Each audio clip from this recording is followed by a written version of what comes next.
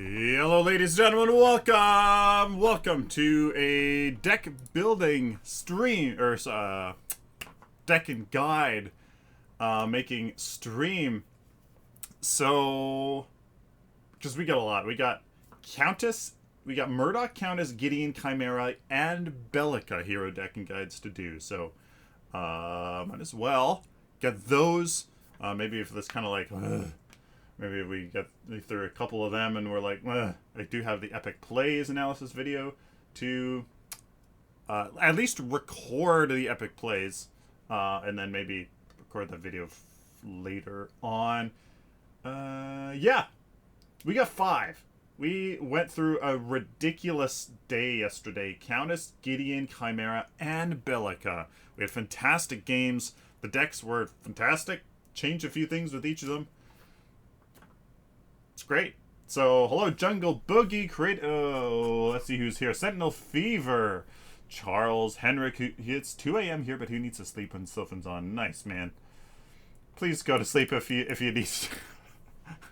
I don't want you to not be nice and rested. Shinobi. Hello, John Walker here. Hello, Charles. Punisher. Cubers Unite. Jungle Boogie. Second Paragon. How you guys doing? Welcome. So, yeah. We got some decks to do. So, hello, Toilet Sauce. I already know that my logo's ready to go. We're going to go back to the intro here. Starting soon. No, thanks. We're going to see here.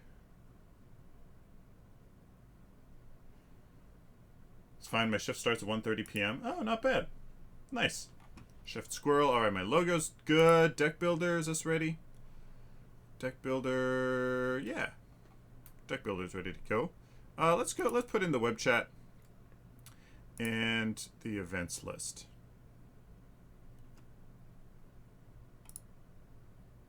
And the donations. Why not? Deck Builder, and then let's go down to Hero Building. Hero Decks and Guides. Where is it? Right down here. Okay. I always start the stream when I have to go to work. I'm sorry, Cubers. I'm sorry, man.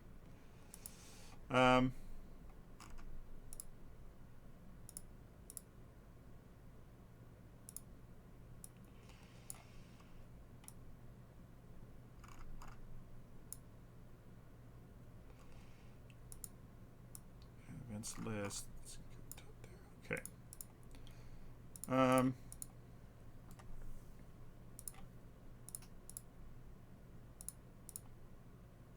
Yeah, there we go. And then we can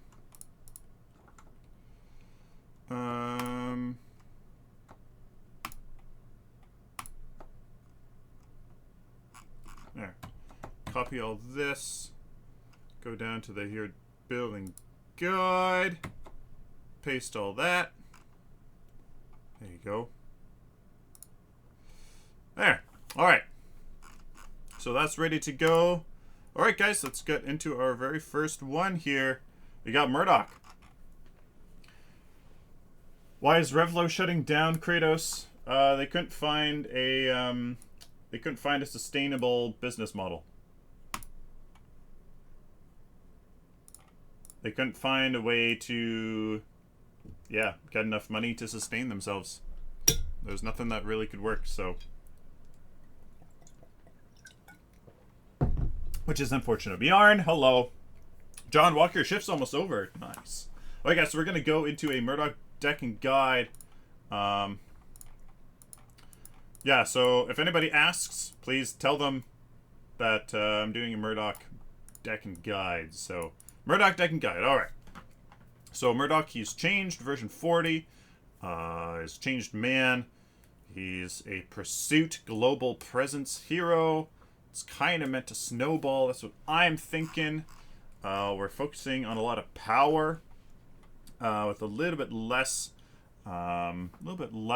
attack speed than he should have. 3, 6, 7, 8, 9, 10. Yeah. And then, yeah, with the hemorrhage and stuff like that. Yeah. Yeah. Okay. 3, 6, 7, 8, and 9, 10 on the hemorrhage. Alright. Okay. Yeah. Alright, let's do it. Let's do it. So my computer doesn't blow up when I try to record everything.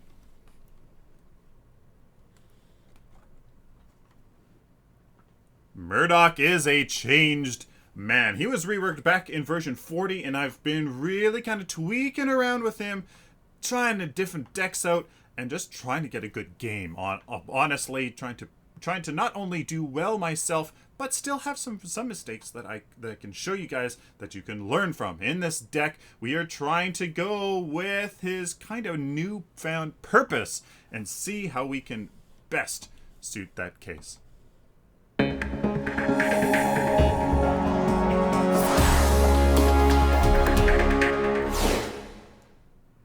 Hello, ladies and gentlemen. Welcome to a Hero Deck and Guide. I am Sylphin. So we have my meta deck here for Murdock called Robo Cop. Now, Murdock is a changed man, and what he is all about is about chasing down enemies, having a big local presence in chasing enemies down and taking them out, but also a global presence with his ultimate. So with that, we'll talk more about that later. So what I want to do is really kind of emphasize that with a lot of power. We'll talk about that later. The Warlord here, simply because this increases your DPS the most. You are ultimately a DPS role as the carry. Twin Blast kind of get away with something else. So the Warlord has been shown in the math. Go check out that video to increase the DPS the most. We got a cast token and a healer token for the early game if you need that healer token. Otherwise, just go straight into a Madstone gem. I always forget to bring up the damn deck. Robo Cop. There we go. All right. 1, 2, 3, 4, 5. Board. Yeah. And award. This is fun watching a live Kratos God. Yeah. Watching me do my thing live. Hey, I usually obviously try to do this in the, in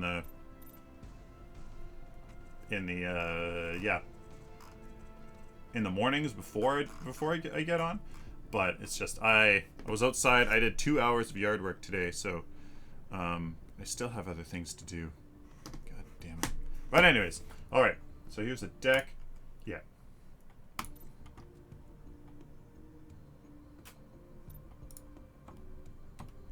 Once you have finished off that Madstone gem, then you go straight into the war. Now, I had to kind of do this deck funny.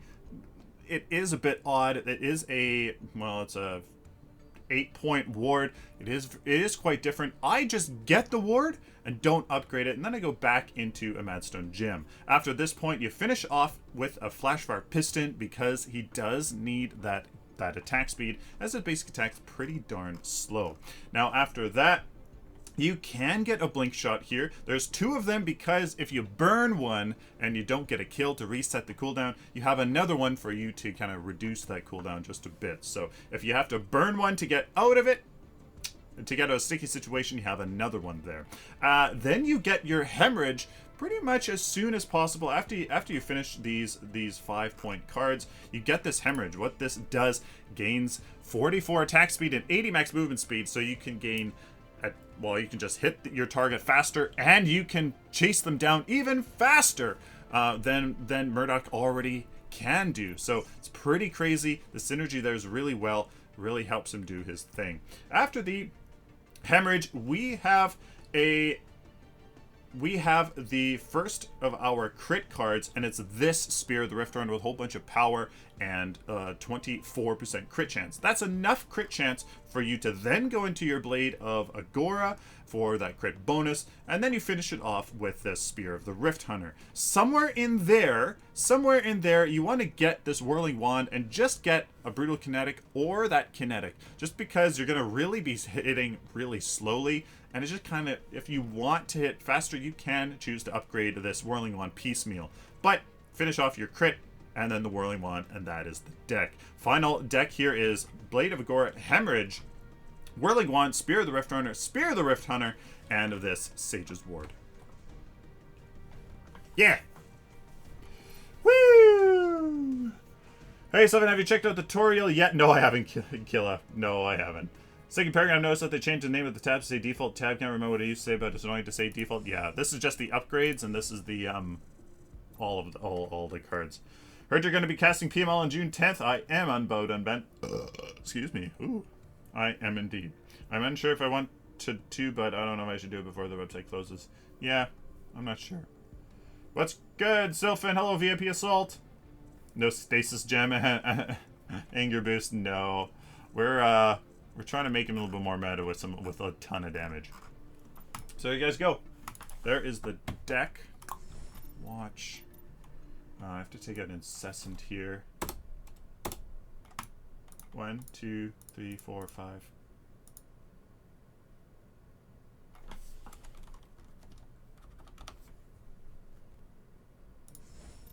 Wait, what? Hold on.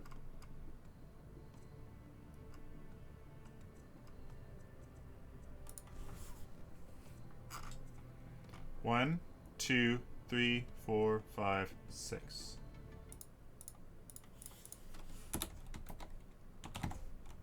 There you go. Yeah, there you go. Okay.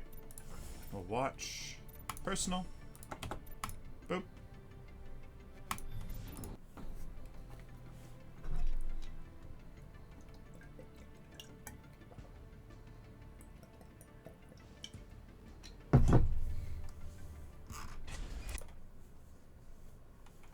Hero Deck Guide.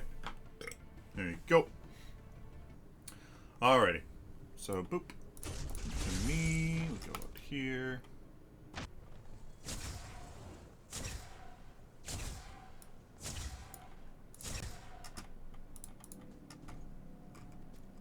Yeah.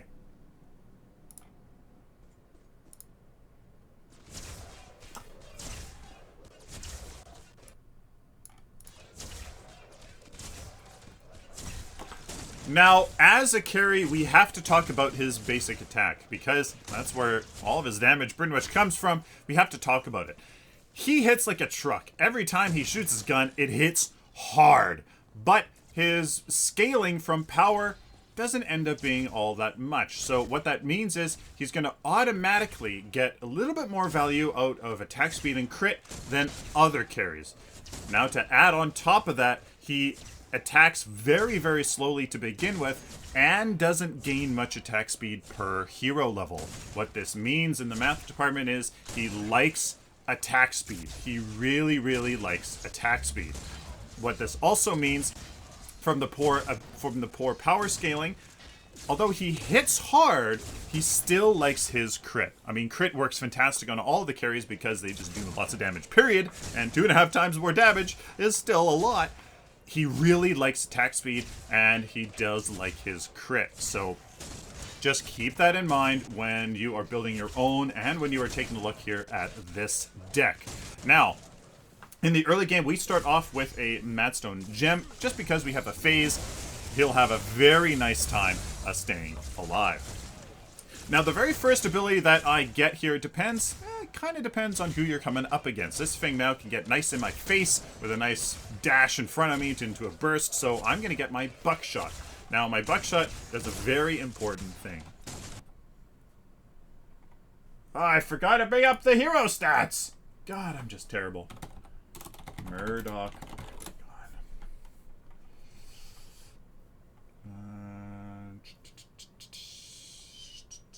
There we go.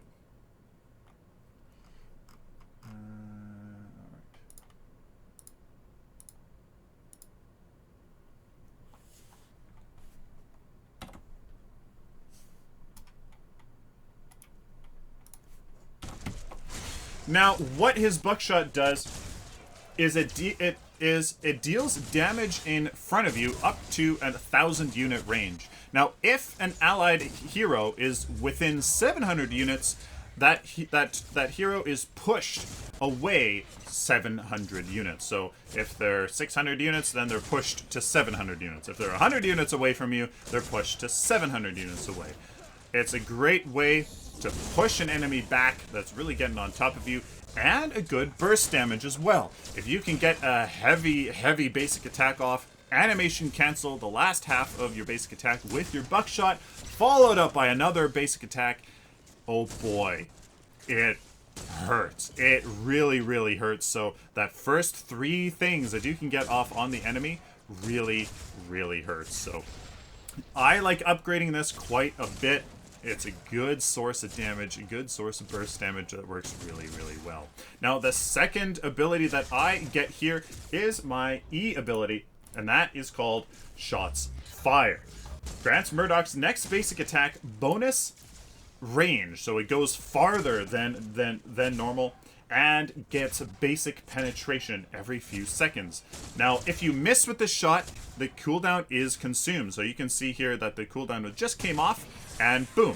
If I had missed that shot, it still would have gone on cooldown. So you have to kind of, you got to pay attention to kind of what that is. If you are trying to snipe somebody, you can definitely maybe take a peek down at your E, and you're just looking for that last shot as they're running away. You can kind of pay attention as to when you got to save it and stuff like that. So just be aware that that can come off cooldown, and you can use that appropriately. Now, the basic penetration is here at level 1, 15 all the way to 60 basic penetration that you get on that one shot. Well, that's pretty darn good. That means for one shot every 10 to 4 seconds, you're basically dealing true damage on everybody but tank. So you know that, ooh, if I can really land this, if really pay attention and land that shot, it's a good source of damage, followed up by buckshot into another basic, great burst damage. So pay attention to this ability. It is basically an ability. You have to pay attention to it and use it. Right now, I can easily step out of the basic tower range, or not even, and just hit this Feng Mao with that extended basic attack range. Use it. It's there for you to use, and just be a part of what Murdock does. Use it. It's highly underutilized. Now, the last ability that I choose to get is called Hot Pursuit. While the previous ability was a passive, it's a passive, but it still kind of affects your basic attack. This one is a pretty straight up passive. What happens is you gain additional movement speed when running at visible, critically wounded enemies within a certain range. So you gain 100 to 250 movement speed bonus on enemies that are critically wounded from 3,000 to 6,000 units away. So 3,000 units here at level 1 is pretty much the whole tower radius. 6,000 units, well, is twice that. It's a long ways away. Basically, at level 4, if you can see an enemy's health bar, you're pretty much, I think that's about the distance. That's about the distance of that 6,000 unit range, so you're pretty much guaranteed that movement speed bonus. I don't upgrade this too much. You still just, I end up finding that you can take enemies down anyways. There's enough crowd control and stuff like that, so I don't usually upgrade that, just because the buckshot is more important than your E, than your Q. So that is his upgrade priority for me. Buckshot, followed by Shots Fired, followed by Hot Pursuit. Woo! There's a small amount, then go big. Mindless. Was this game yesterday, Keith Garcia? Yes, it is. Yes, it is. Yes, it was, rather.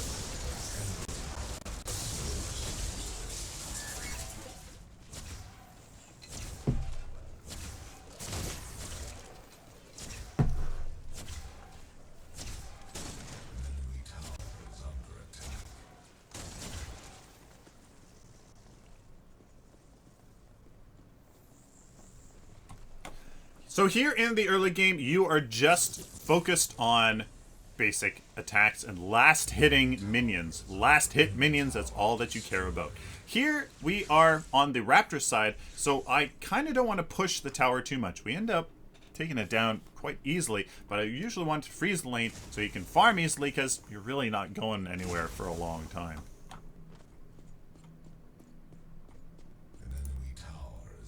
Enemy tower destroyed.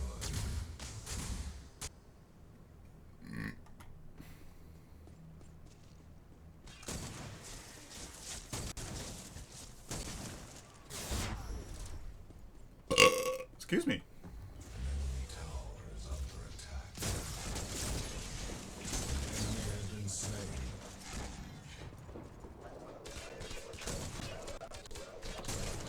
Now, the Feng Mao here is freezing his lane, making it tough for me to farm. I rotate over to cover for the mid laner that went to the other lane, just trying to be a little bit helpful for my friendly team. You can see we went into another Madstone gem, and our ward didn't upgrade it yet. A little bit weird in this deck, but still very, very effective. That burst basic attack into your buckshot into your basic attack, really, really strong. So very strong here in this early game. Always wanting to get the gold buff that's sitting right here. Always getting that on the odd minute mark, and just trying to get as much CP as possible. Now his ultimate is something that defines Murdock's role. Now it's called Long Arm of the Law. It's an unlimited range laser blast that can be shot through anything, and ignores ability armor and deals damage. So it deals ability damage 180 to 300. Mana cost, really nothing to worry about. Power scaling of 0.75. Does do okay. And the cooldown's 90 to 70, so fairly quick. It's really quite a quick, ultimate. So here you can see, boom, I landed the last hit on that Revenant, making sure that I can kill him. You saw that Hot Pursuit kick in just a bit. He really wasn't going anywhere, as I'd definitely be able to finish him off. Now, this ultimate is something that defines Murdock. His local influence is very high. He hits like a truck, he has good burst, and he can follow, and he can chase you down if he gets you low. Basically, he's pretty much going to kill you if you're in an unfortunate circumstance. So, but he also has something else. He also has the capability of having his global influence. If your allies can get people low enough, you can finish them off. And this grants you CP, this grants obviously the assist for the rest of your team, and gains you map pressure, and just potentially a siege objective. It's a fantastic ultimate that helps the entire team and you. Now, because you are very strong in the early game, or sorry, in your local, in kind of like your local area, and in the global area, you're kind of like a Revenant in that you are a snowball hero. If you're always securing last hits and kills in your local area, and you're securing the last hits and those kills in the global scene, you're basically one gigantic pressure on the map that that can have potential to snowball. That is what Murdock is about. He falls off in the late game. He's not as strong as the hyper carries like Yin, Serath, Sparrow, and Grim. He's not those. His scaling isn't that great. He doesn't get much attack speed per hero level. He falls off in the late game. He's kind of like a little bit of a Revenant that is meant to snowball a bit and just hit really hard. Yeah, there you go. Woohoo! There you go. That's, we got that out of the way.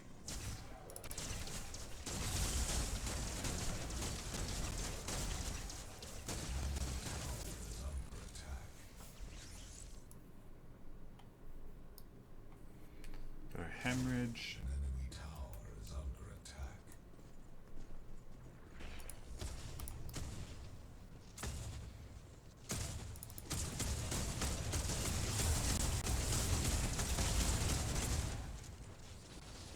Enemy has been slain.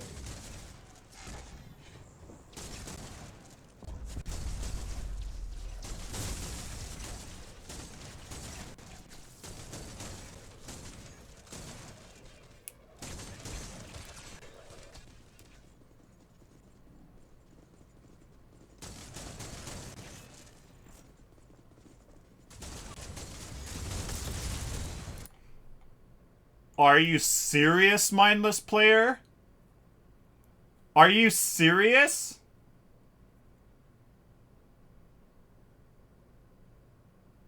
You have 25,000 Mathemantium? Jesus! Holy cow, man!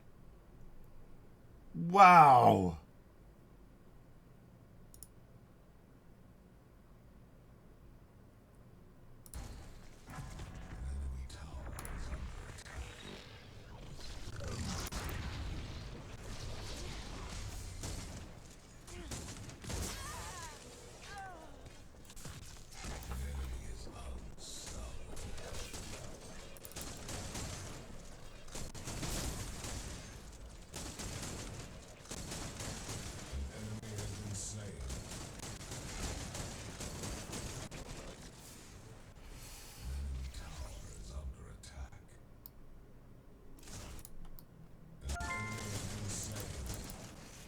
Oh, make it rain! We got more CP here! Or more Mathemantium for everybody!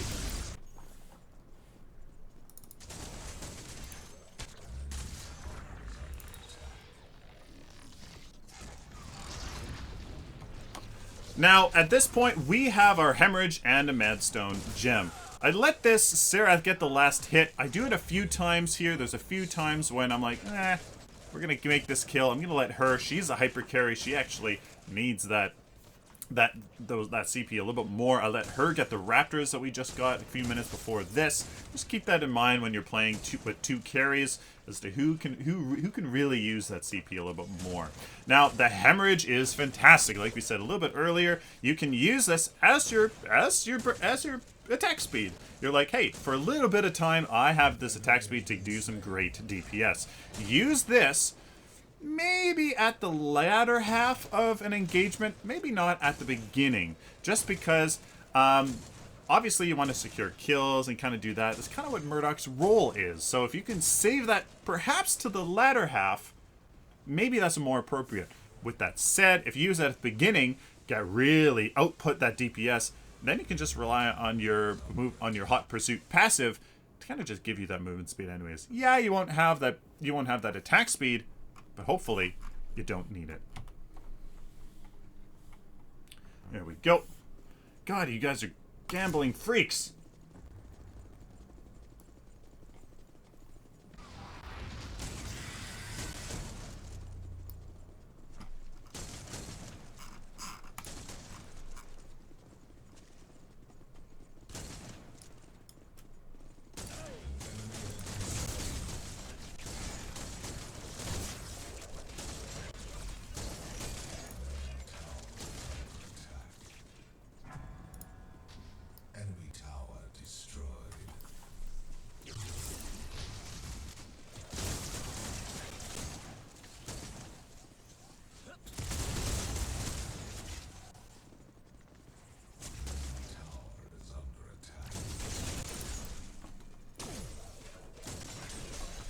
Now, I'm showing you quite a bit of me in lane and split pushing and defending lanes because Murdock, again, has a global presence. If you are playing with a Murdock, know that.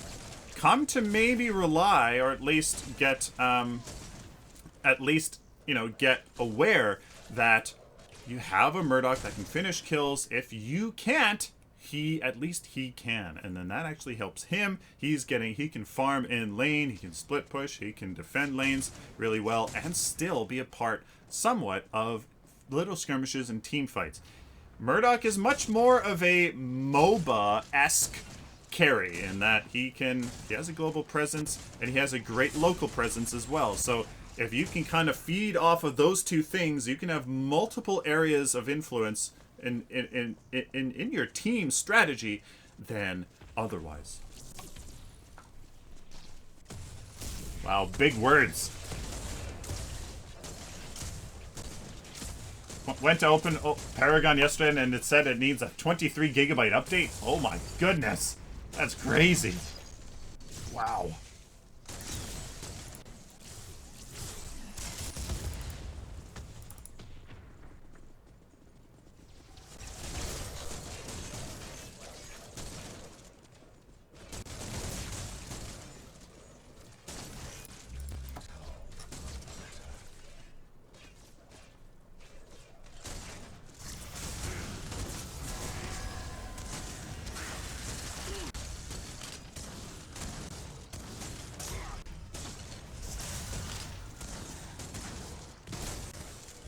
Oh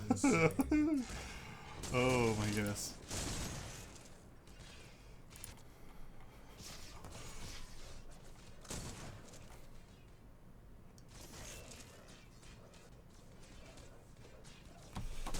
Now, this certainly isn't the most highly skilled duel ever because we both miss a ton. This Revenant comes in, I'm like, uh-oh.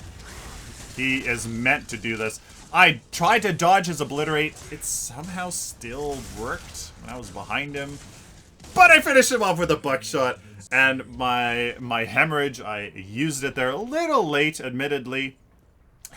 Because I probably could have used that a little bit earlier. But the deck are fantastic! Long-range stun there.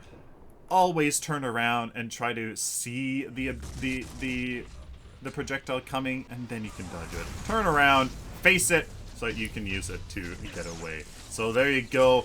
I win with the Revenant. Nice dodging, both of us dodging each other. Probably should have used that hemorrhage a little bit earlier.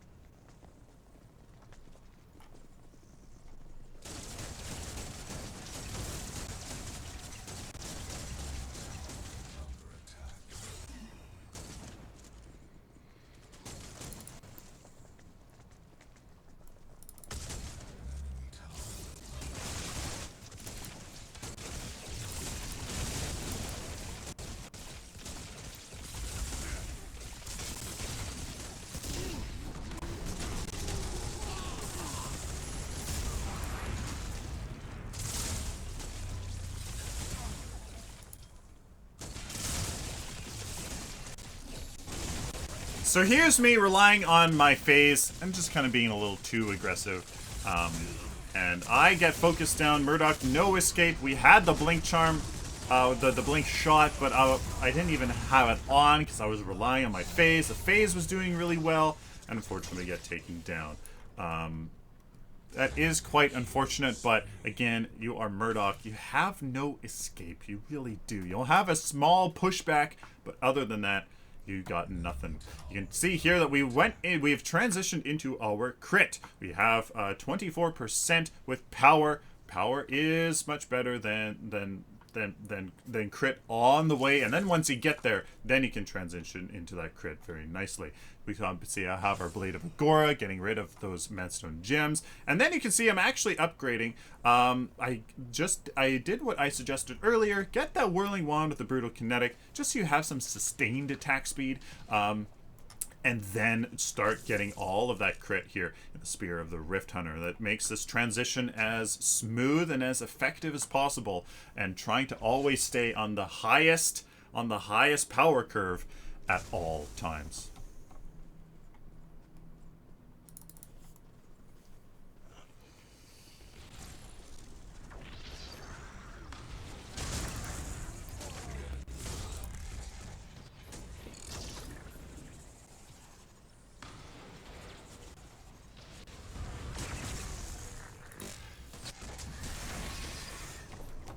Now I can finally show you a snipe, but I miss.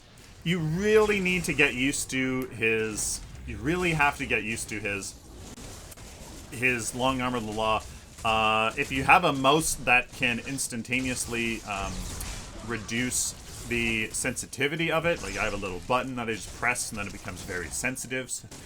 That really helps, but otherwise, you just gotta get used to it. It takes practice, it takes leading them. Be patient, be very patient, and try to really understand where they're trying to go and get a good read of the situation before.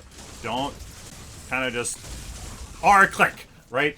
Take your time, be patient with it. That really seems to work. the best. You can see at this point, we're getting kind of caught out here a little bit, and unfortunately, that is due to the phase and the Serath here. Kind of splitting up, and I'm not playing safe enough.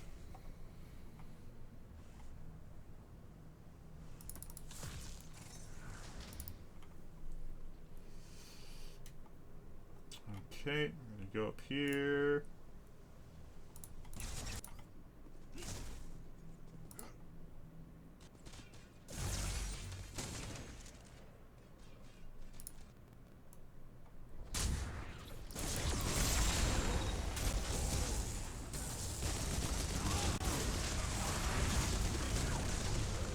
Enemy has been slain.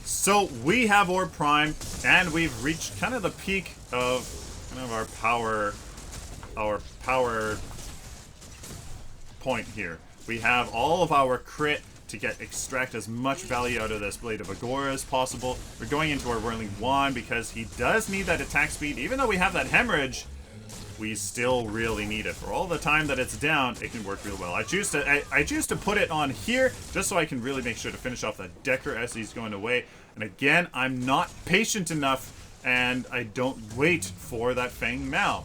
It's okay.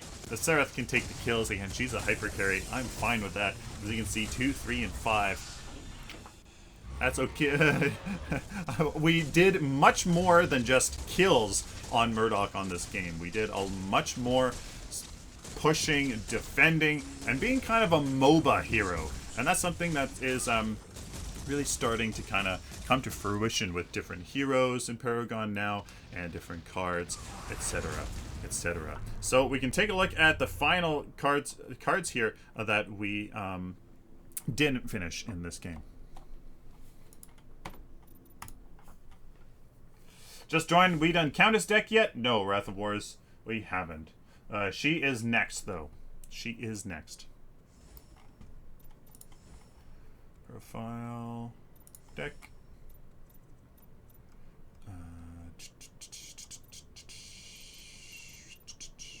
Where is she? Where are you? There we go.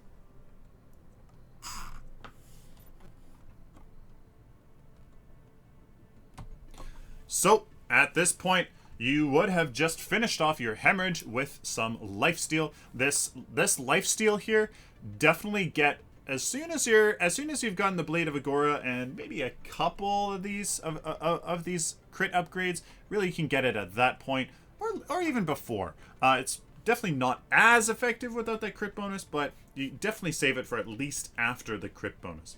Then you go into this just Whirling Wand, Major Cast, and a Kinetic. And then this Sage's Ward here. This power here you can maybe save for last, just because that Kinetic.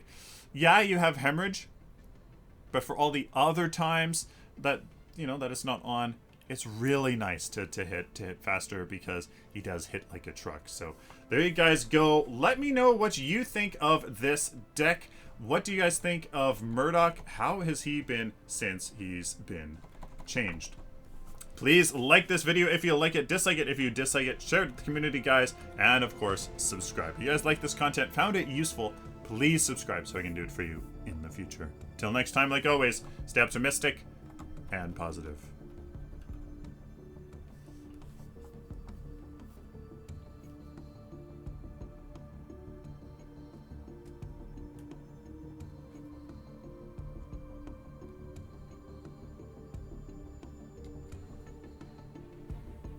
Yeah! There we go. Alright. So that's done. We got a Countess. Countess. Countess, where ya? Oh, Epic, can I please sort my decks by alphabetical, please? I really want to have that. Can I please have sorting by alphabetical order? Please, alphabetical order. Looks like you won with my group. Nice. Seems like you have a pretty decent deck there, Sylphin. Yeah, I think so. I think it's pretty damn good. Pretty damn good. Pretty damn good. Pretty damn good. Okay. Countess. Where are you? There you go.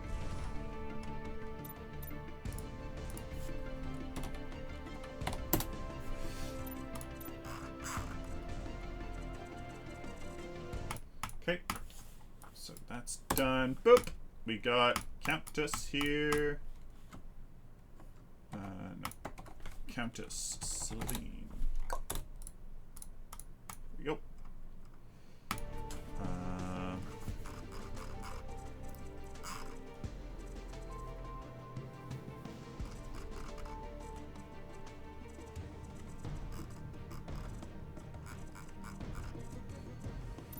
All right.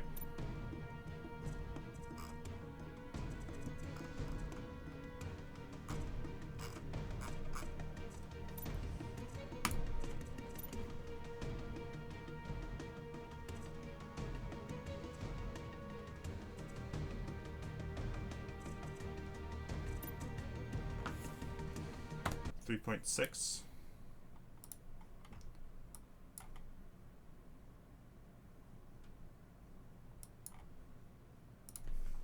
Six minus 3.6. After level 5.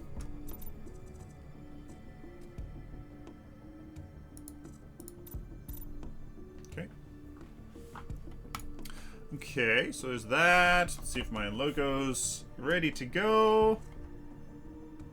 Yeah, logo's ready to go. Let's see,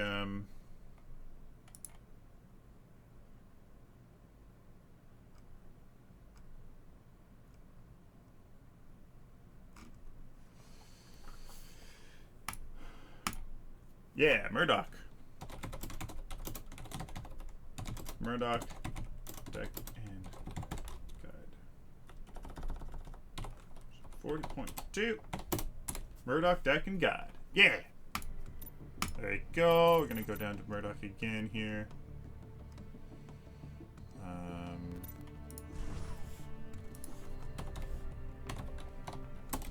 40.2.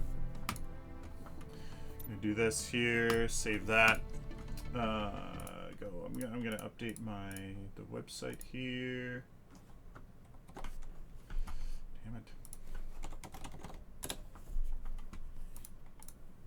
Go. Okay. Log in.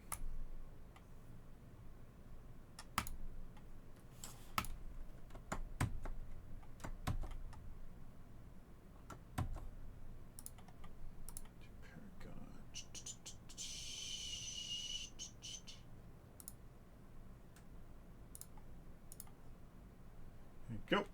Okay. Dex. M for Murdock. Edit.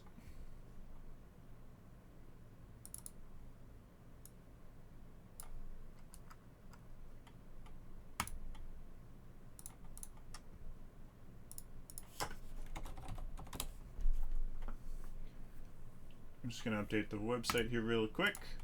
Then we'll get into Countess. Yeah!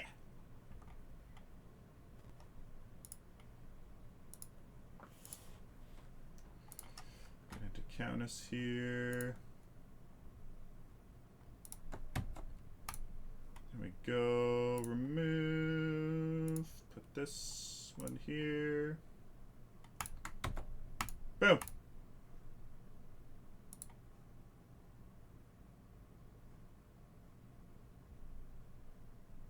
There you go. Boom. There you go. So Countess. Countess.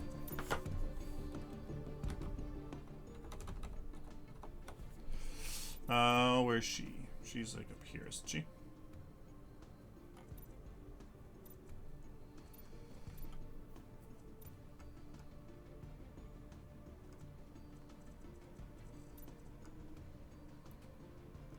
There you are.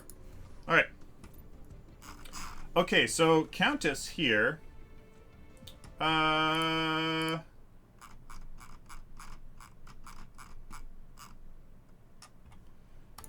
Countess definitely like an elusive burst assassin. So we have Sage's War, Shadow Scroll, Thick Blood or Tainted. Thick Blood or Tainted Magic. We have Necroveil and Stab Link.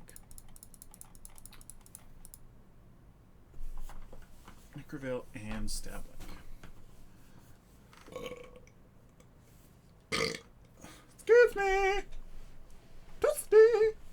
Alright. So there we go. Alright, Countess. She's an elusive burst assassin. Elusive burst assassin, okay. Alright. Alright, so, Countess.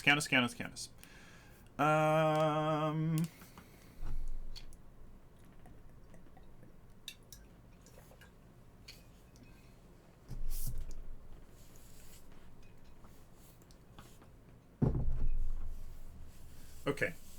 So something about how Countess's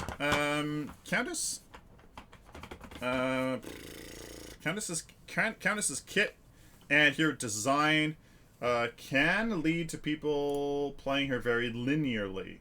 Hello, famous stranger. How you doing? Welcome. Can lead to her be played very linearly in a very linear deck. But with the new cards, people have discovered that it's much more... Okay, so yeah, she's kind of... Okay. Yeah. Okay.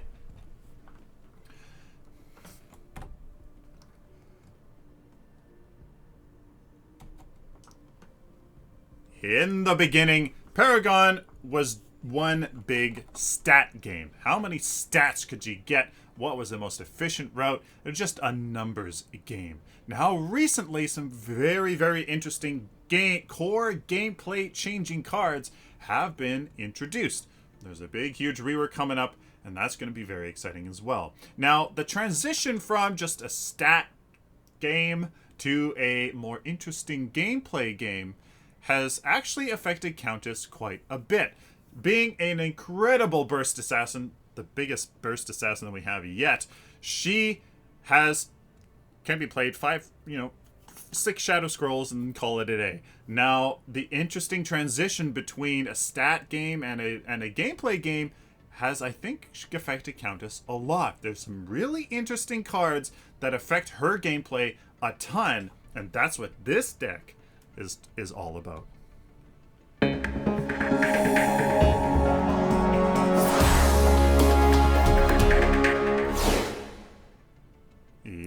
Hello, ladies and gentlemen. Welcome to a hero building guide. I am Sylphin. So we have Countess here that is my meta deck for her that I think is kind of her meta way to play her, called Celine. So she again is an elusive burst assassin. And I think that's her best role, an elusive burst assassin. So really focusing on her burst, but also being elusive as well to kind of survive in higher tier plays. Now, of course, the Archmagus for that power, you're a burst assassin. You are an assassin at heart. You need that damage. A whole bunch of tokens because we actually end up with equipment slots to spare, so you can do whatever you want in the early game. Health potion and 2 mana potions, which some people really, really like if you're up against a very aggressive mid laner, so you can just shadow slip in and out. We'll talk more about it later. You can get a health potion healer token, mana potion healer token, whatever you want. Hunter's Drink and Shaman's Drink is better than mana potions and health potions past level 5, so if you still have them, switch out the hero level 5. Switch out the Hunter's Drink and Shaman's Drink for the other stuff, or the other stuff for Hunter's and Shaman's Drink. Now, in the early game here, you start off with a Sage's Ward here that you definitely need in the mid lane, or you can get an Adamant Edge if you're in the off lane, and then the Sage's Ward. Not much of a difference there. Now, you have 2 Adamant Edges as some options there. If your mana is an issue, just keep those mana potions. after those adamant edges, you have some options. You have a Hunter's Guile as an option. If you are getting blinded a lot on the phase, if there is an Aurora, so you can cleanse yourself of her ultimate, stuff like that, Hunter's Guile, absolutely fantastic. Some Chimera nonsense, even though you can dodge him really easily with your Shadow Slip, Hunter's Guile is fantastic. After this, I would definitely recommend going into the Stasis Gem and or a Stab Link. You have a Stasis Gem as an option. Again, if you are just getting absolutely completely nuked, that is something that you can use to kind of just boop, mitigate entire enemy ultimates with this. So very interesting option. Now, the late game deck is as follows. Stab Link, a Necroveil, a Thick Blood, or a Tainted Magic. You can either go for Thick Blood if you don't need it, Tainted Magic. Then 2 Shadow Scrolls, and then your beginning Sage's Ward. Tainted Magic or Thick Blood. You have a Necroveil in here, you have a Stab Link, you have 2 Shadow Scrolls, and the Sage's Ward. Yeah! There you go. Alright guys, let's get into this gameplay here. Boom. Hello, Decker X2, how you doing? Decker! Woo! I miss you, man. Don't really talk much. I miss you, man. I miss you. I miss you so much. Oh, man. Oh, I miss you so much. Yeah. Alright, so...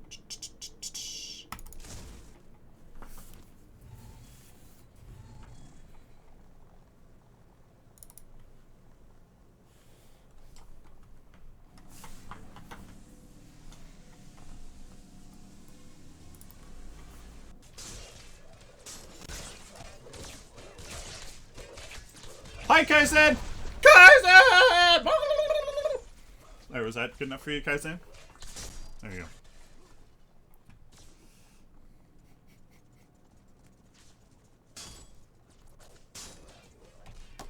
Now, here in the early game, it's all up to you with what you get in your tokens for the enemy mid laner. If you have a Morigesh, you know that she's going to be just an absolute pain. Puffbot, healer token. Absolutely.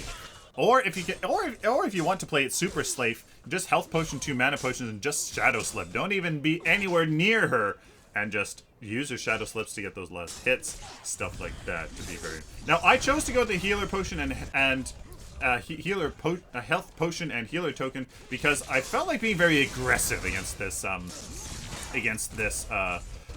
Gideon. Unfortunately, my Shadow Slip isn't enough to get there, and we get some basic attacks. I don't think we would finish him off anyways, but I want to be really aggressive, and you'll see why I think this works in a bit here. Basic attacks, a little bit hard to land. She doesn't hit that hard without power, so it's a little bit tricky, but you will get used to it. Now we have a dummy ward here that I put down in a very safe spot, right behind here, right on the steps, so that it can look that way, up here, and down here. Just because if that Chimera wants to do anything funny, I will get a warning down there. You can see that they put a ton of wards there. I don't think I would have been able to manage that if I was there myself. Now, I will say, I am not an overly experienced mid laner. Of all the lanes and all the roles, mid lane is my least experienced, probably my least best role by far. So I'm just take that into account. Just know that. I'm being honest with you. I think you should know.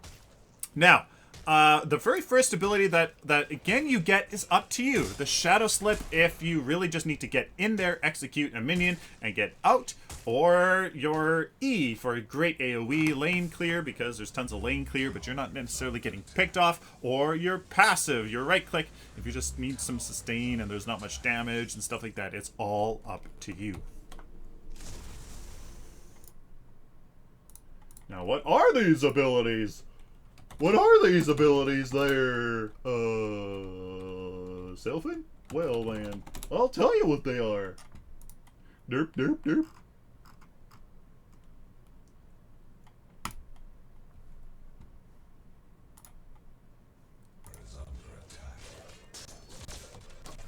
Now, I've mentioned a lot her Shadow Slip, and that's one of her very important abilities for sure. Countess targets a nearby enemy and blinks to it. This is a lock-on ability, dealing ability damage and when applying a movement speed slow. If the target is a minion, it is executed. So on huge siege minions that have a ton of health, and especially super minions after inhibitors are down, you can execute those. Boom, one shot, dead. So you can see I actually do that here. Execute the siege minion, take a few pot shots at the Gideon, and then I reactivate Shadow Slip because it returns you to your original position. You have 4 seconds in order to reactivate it to return to your original position. This means that Countess benefits very well from safe original positioning. She can dive pretty hard and then go back to her original position. So just be aware that if you start from a safe spot, you're actually pretty safe if you can do all your nonsense. Now, if you are stunned while that 4 seconds is ticking down, you cannot reactivate it to go back. So be careful. If there is an enemy Narbash is a scary, scary opponent to come up against with a Countess or a Decker. You have to be careful with your Shadow Slip. Don't get caught Shadow Slipping and going too deep, because if somebody stuns you, you're stuck. You're stuck for good. Now, unfortunately, I run out of mana because I can't get this Chimera.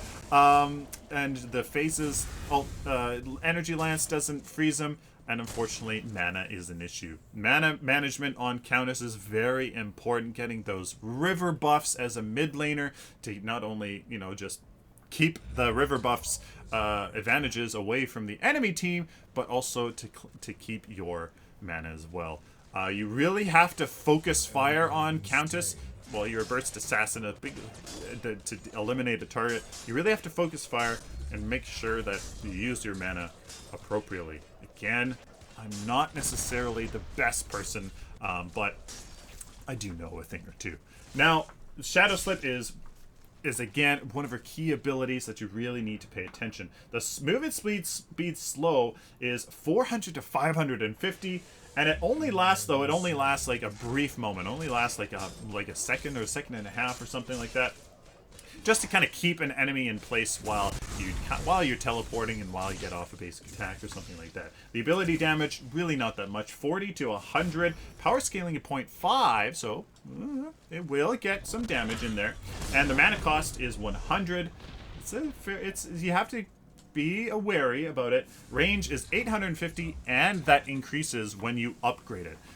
I usually don't upgrade Shadow Slip too much, to be honest with you, just because the other abilities and upgrading them is so powerful. Woo! Oh, you like that, Kaizen, hey? You've had a bad day? Why? Why? Why have you had a bad day, Kaizen? I'm sorry, I'm recording a video. I'm sorry. This is a video, so if you don't want it, televised to the planet, just be careful. Ah, damn it, I'm in the deck builder, not the hero building guide. Damn it. Oh, I'm an idiot.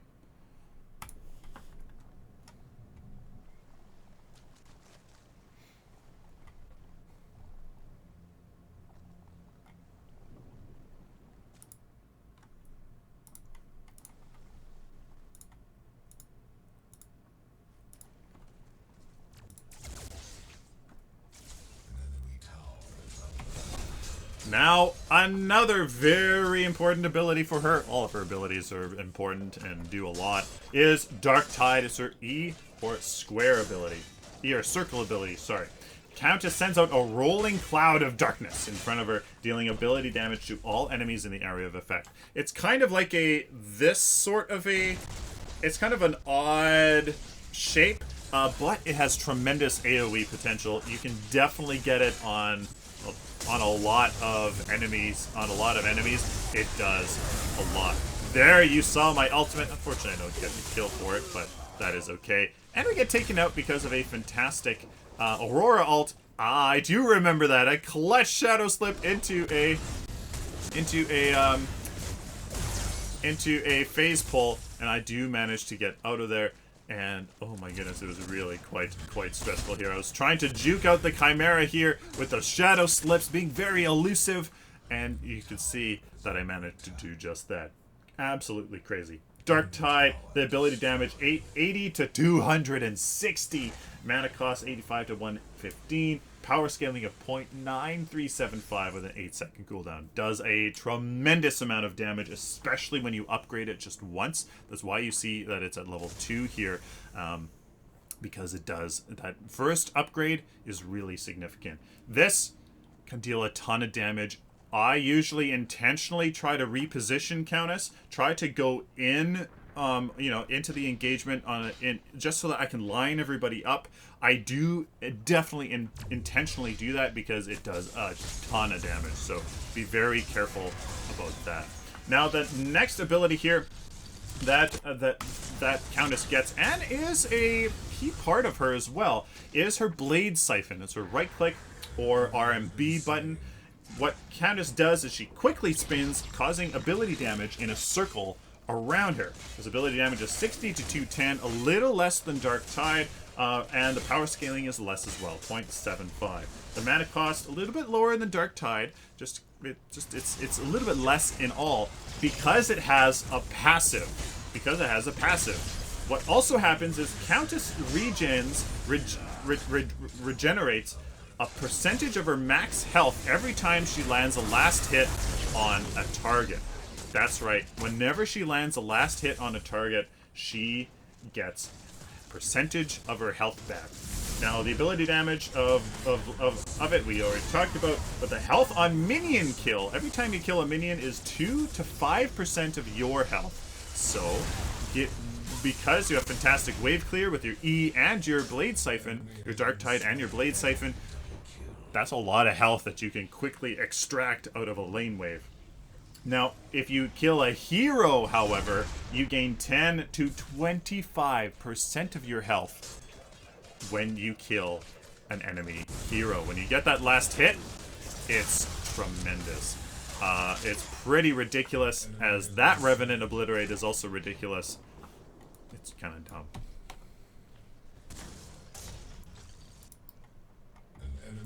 Slain. Enemy tower destroyed.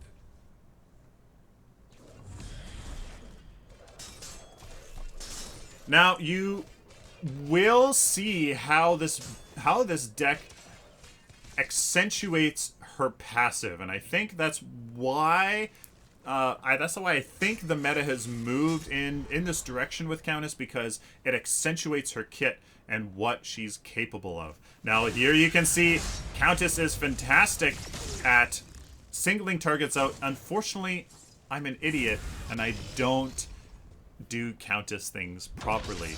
You always want to save your Shadow Slip for an appropriate time. If you don't need to use it, don't. I did not need to use that there at all.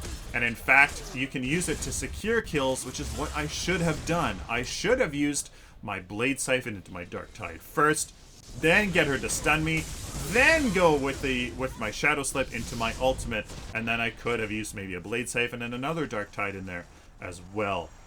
Save your Shadow Slip in your ultimate. Don't do what I just did there.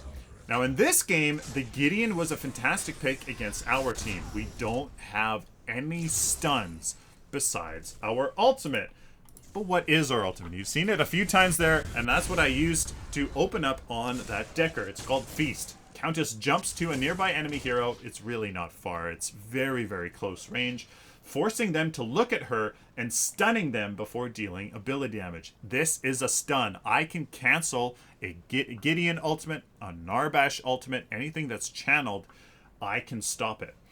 It deals 220 to 440 ability damage, costing a fairly significant amount of mana. You have to keep this in mind.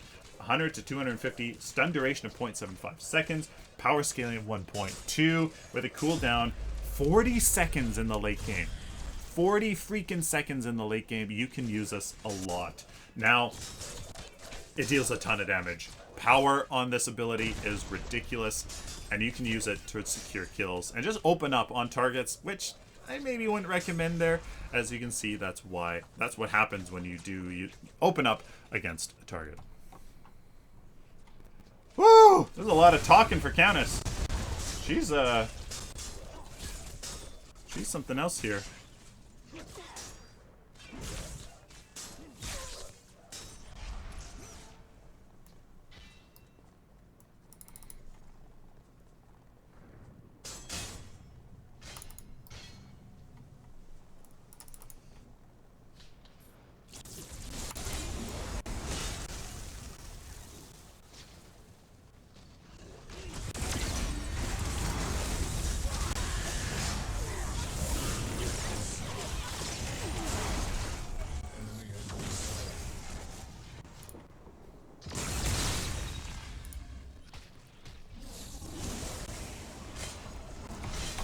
Now, here is a nice, pretty easy engagement.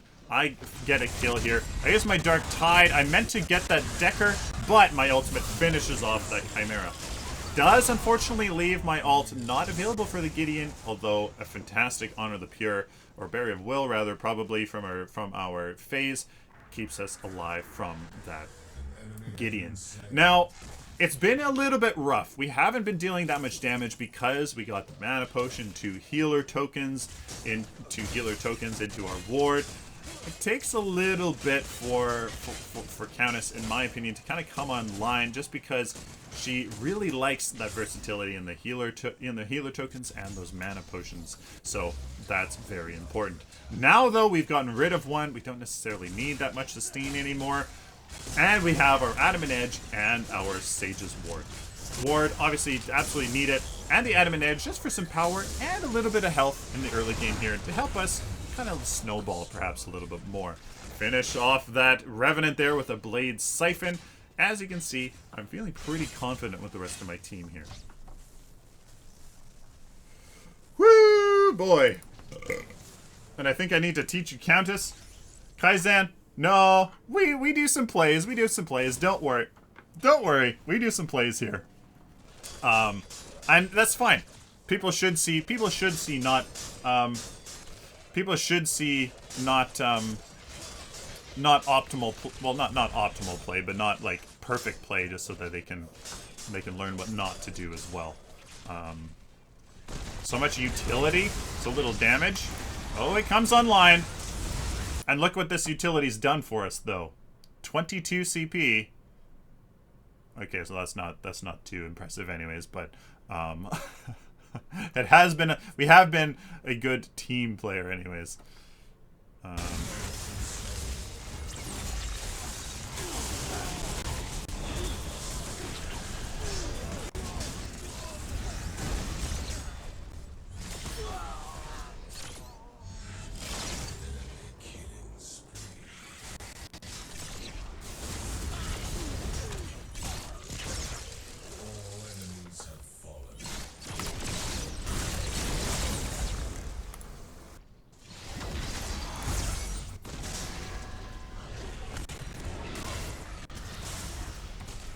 So here is a pretty gnarly engagement. As Countess, you need to focus the priority targets down.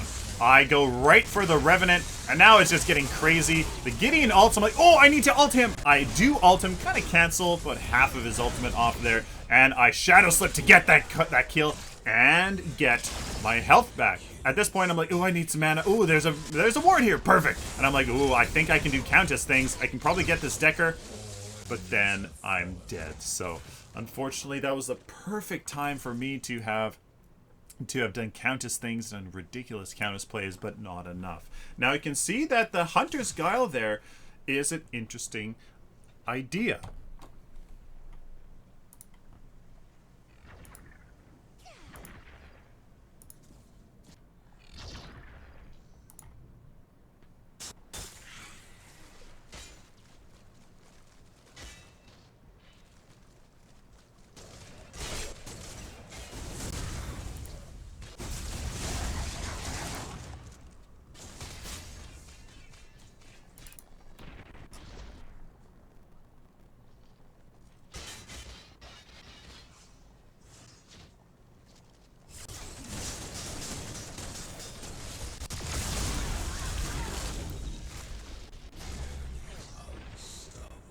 And then I just leave our Murdock to die.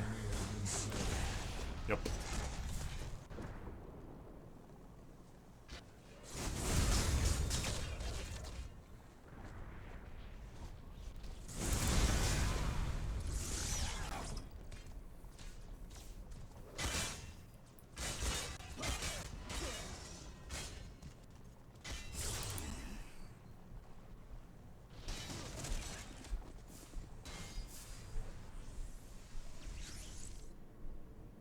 Enemy tower destroyed.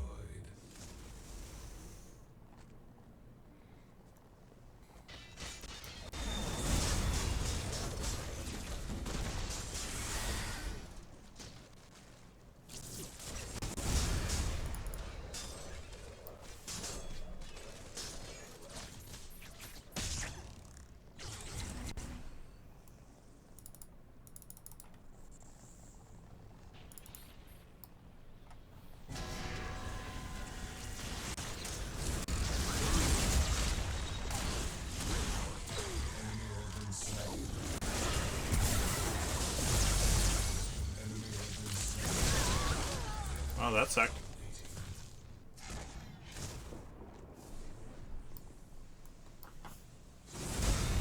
So what do you think of the new Kwang skin?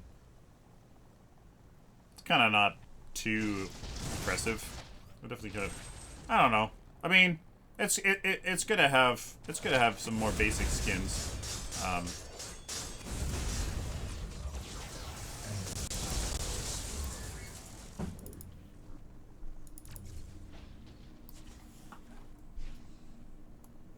What happens here again? I'm trying to remember here.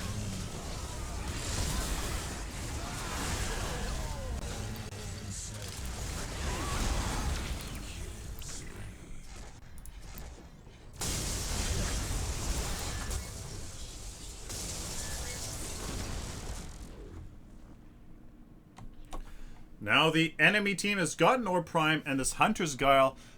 I'm saving it for that Aurora Zalt. It gives us power and health, which works really well on Countess. A little bit of health for that passive to maybe kick into and whatnot. So at this point, I actually dodged the Aurora ult, and now I try to Shadow Slip and then ult onto the Gideon, but unfortunately the Shadow Slip propelled me through him. So that was a weird interplay there. And here at this point, I have no mana to chase the dang Chimera, so that felt really bad. As now we have a Stab-Link. I could definitely have chased him down, waited till I had some mana, because the Stab-Link is absolutely terrifying on Countess. Not only can she Shadow Slip to a target, she can traverse terrain, she can traverse a distance and surprise you, but with a Stab-Link, she can also kind of just come out of nowhere, out of great distances that you otherwise thought you were safe from, and then she has you. So the Stab-Link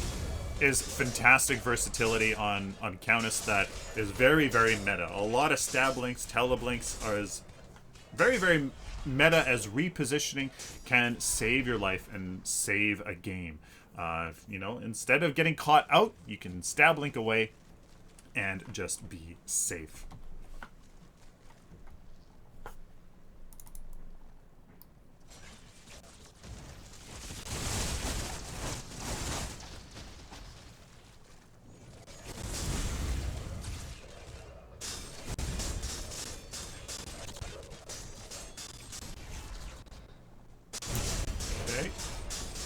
Yeah.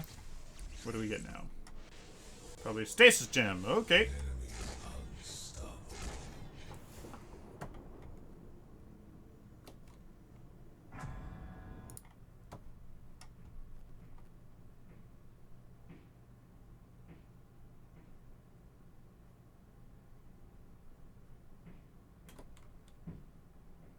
Enemy inhibitor is under siege.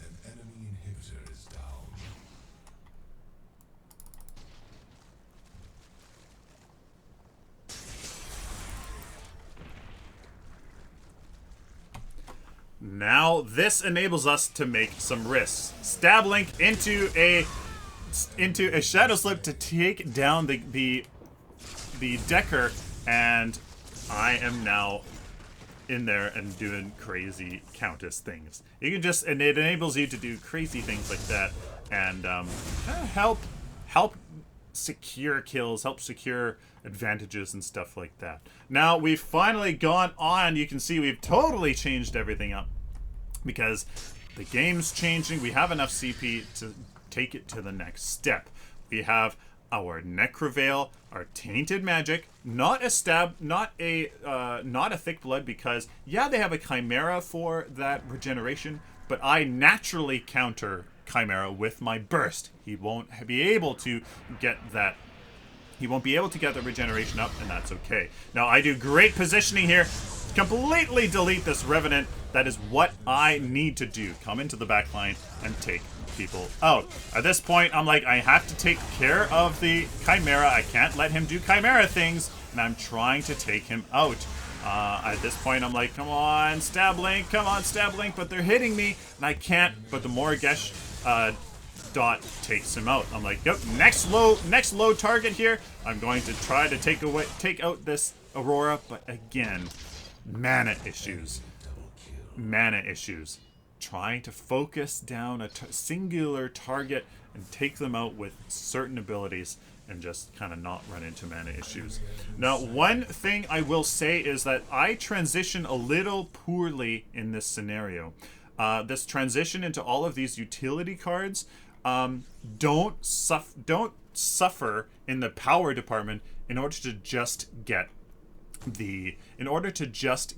this utility. So what I should have done is I should have only gotten a Necroveil and saved that I'm an edge and all that power. So make sure you still have a lot of power at all times.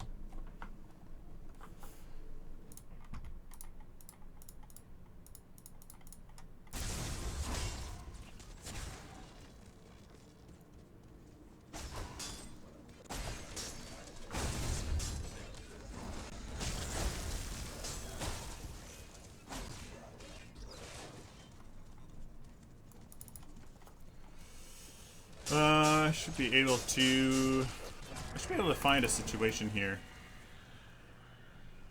where that'll show.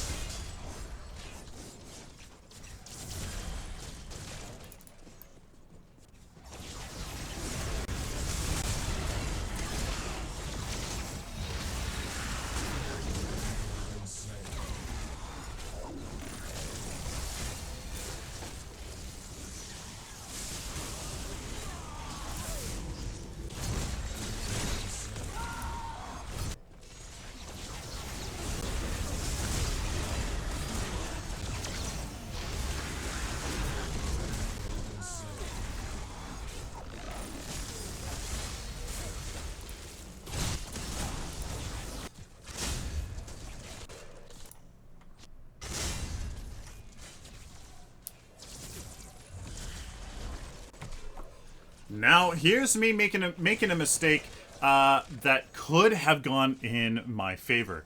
I Stab Link forward, try to get the Revenant, and what that would have done is proc my Necroveil. What Necroveil does is you enter the Shadow Plane when you kill an enemy. So I would have been in the Shadow Plane there. That Chimera wouldn't have been able to jump on me. I would have gained 25% of my health back, and I probably would have been able to clean up the rest of the enemies here. You can see that he gets away, and that's all.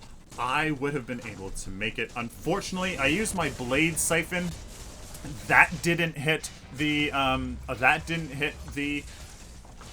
Revenant, and that would have done it. If I had Stab Link forward, Dark Tide into my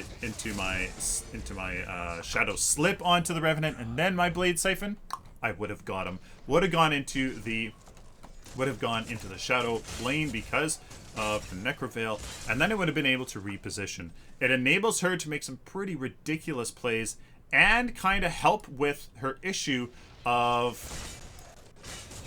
committing a lot. Like, you know, she needs that safety. Once she bursts somebody down, she kind of needs that safety and ability to reposition, and that's really, really special.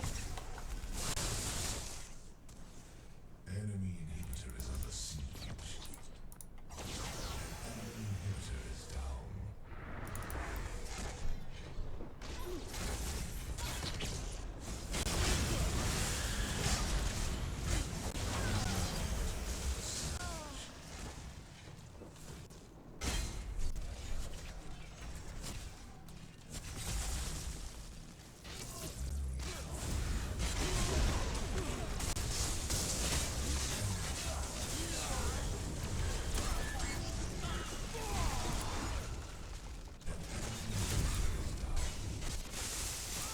An enemy inhibitor is down.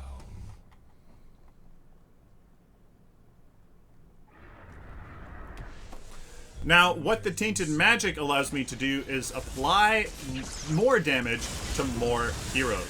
If I get a good Dark Tide off on multiple enemies, which I always try to do, you just kind of reposition a little bit, and then you can kind of sweep the enemy team. Your Blade Siphon, if you're really in the thick of things, trying to be sneaky assassin, your Blade Siphon can apply that dot to everybody and just add on to that damage. This Gideon does a fantastic ultimate here. I don't have my ult to stop him, so really well done.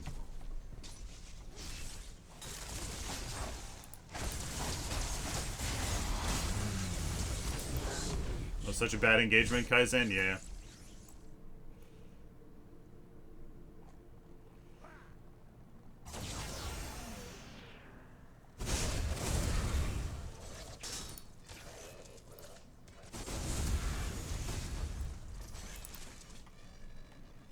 An enemy double kill. An enemy double kill.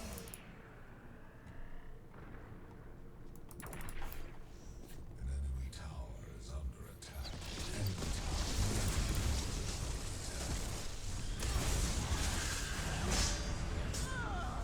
enemy has been slain. Enemy inhibitor is under siege.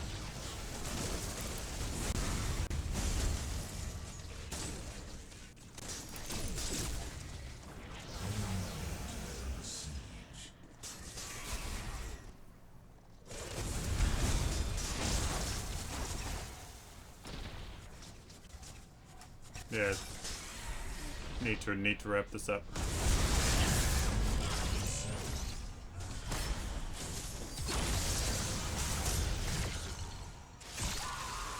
Enemy has been slain.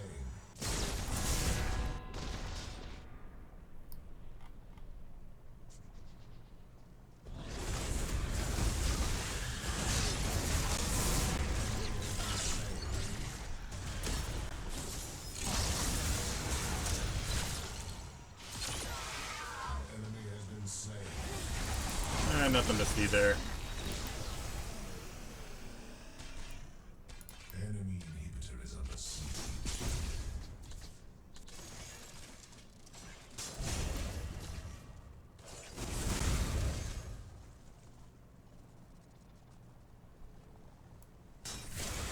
Is activating the orb.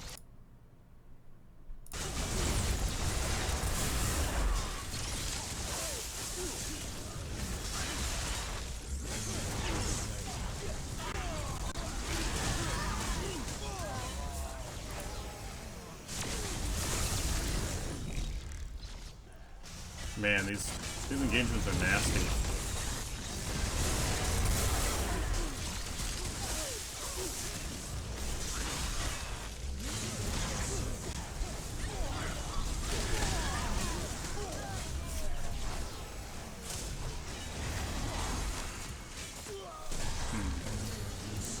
Okay. Enemy tower destroyed. So here is a good example of that Tainted Magic.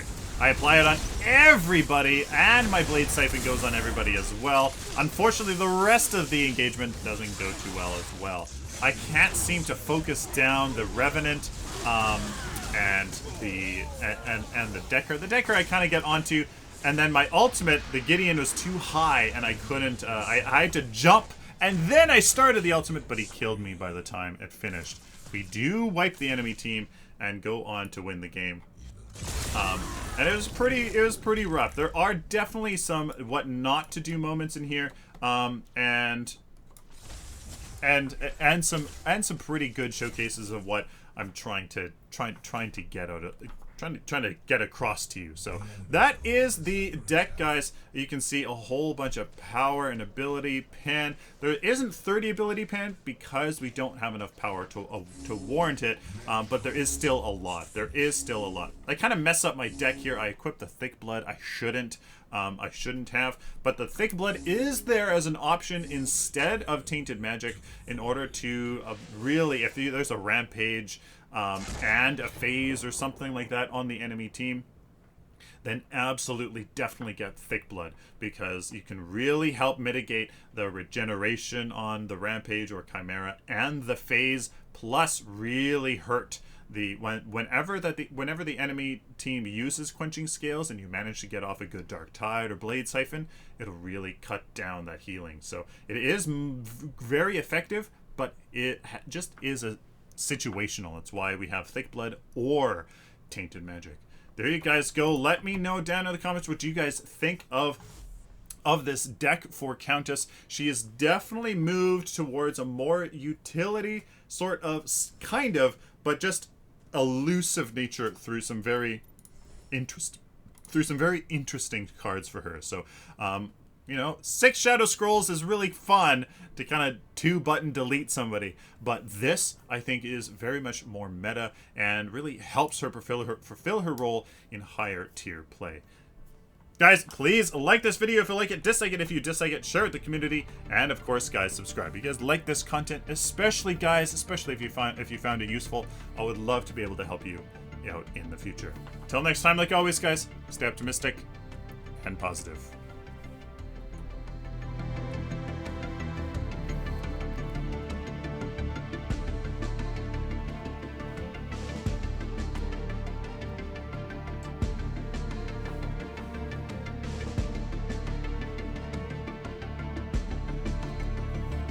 Alrighty. There we go.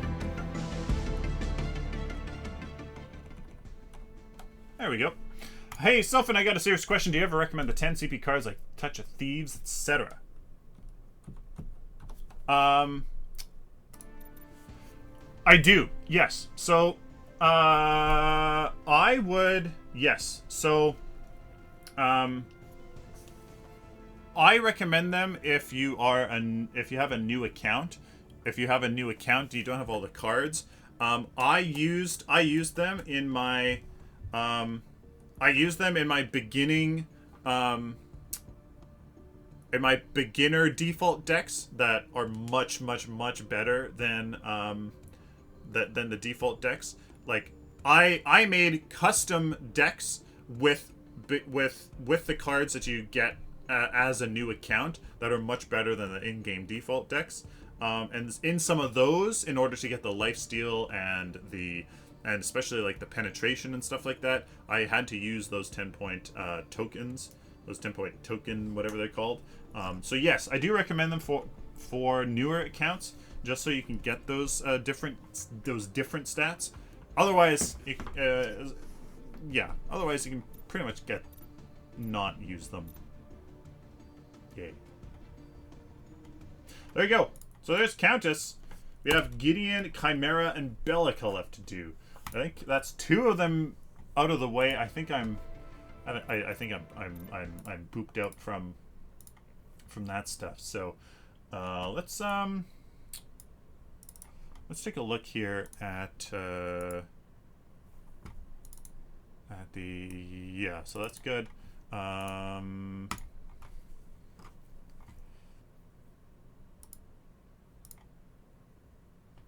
So test build. Got the Tainted Magic, Necroveil, Stab Link, Shadow Scroll, Sage's Ward. Oh, come on now! What have I messed up? Come on. What have I messed up?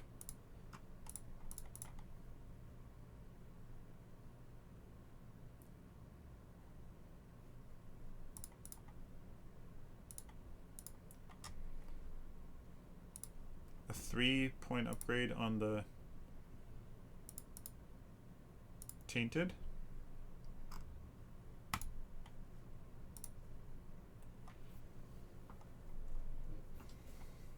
Seriously?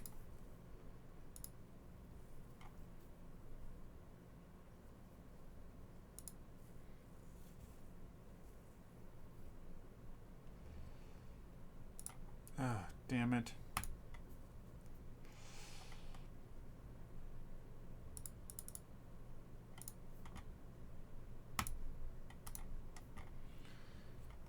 Tainted Magic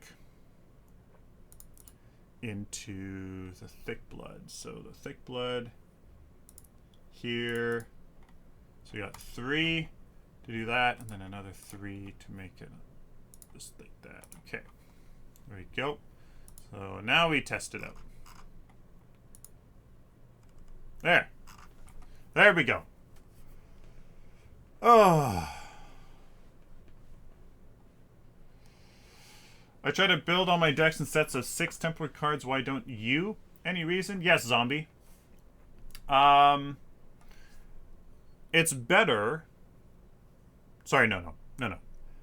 If you make 6-point cards, if you make 6-point cards, what happens is you can get the fully upgraded bonus, which is bonus. It gives you more than what you put in.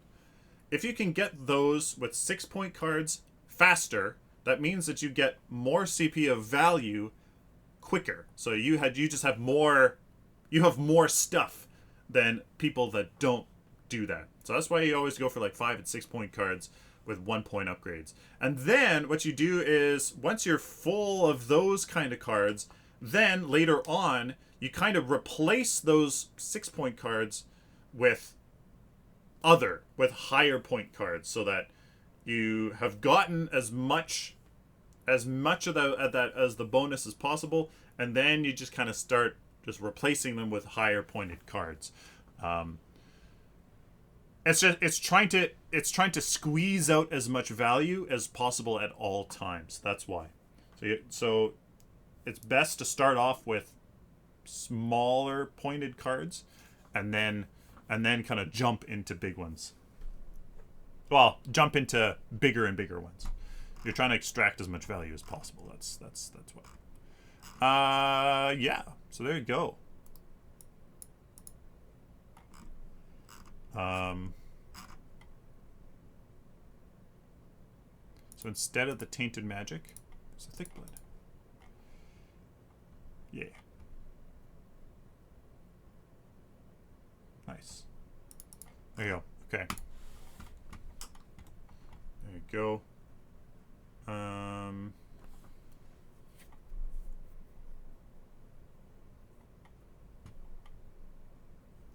you go. Okay, let's update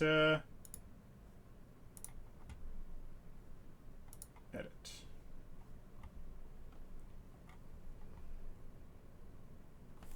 That's what I try to do, but I just find it nicer having all my late game cards in sets of 10. It's definitely much more convenient and easy, but the easy route ain't always the best route.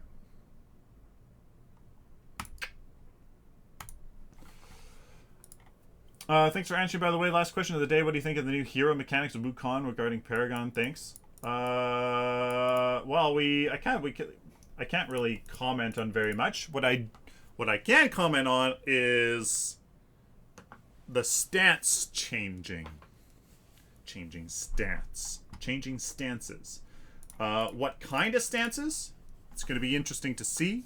If one of his stances is more damage oriented, one more tank oriented, one is more just kind of utility oriented, the other more like sustain oriented. It's going to be interesting. Like, what do the stances do? I guess it's going to be that's going to be the interesting thing. So, all right, there's that. Yeah.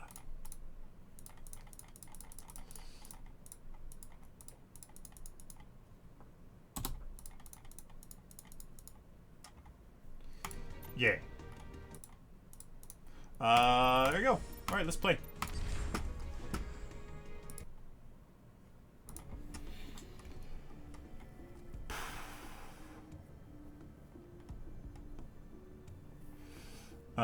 Teasing us. Like, I'll bet 5-point match stones and heroes that need it, and then go to like 10-point power card.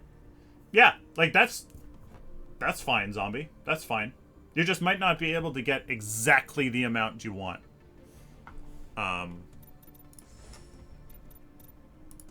With things and stuff like that. Maybe we should just straw poll video at the beginning of the week of what videos people want to see. Honestly, I get enough feedback in the comments alone, so I don't really need that. I have been lack on my Paragon Guides, like how to jungle, how to lane, how to blah blah blah. So I think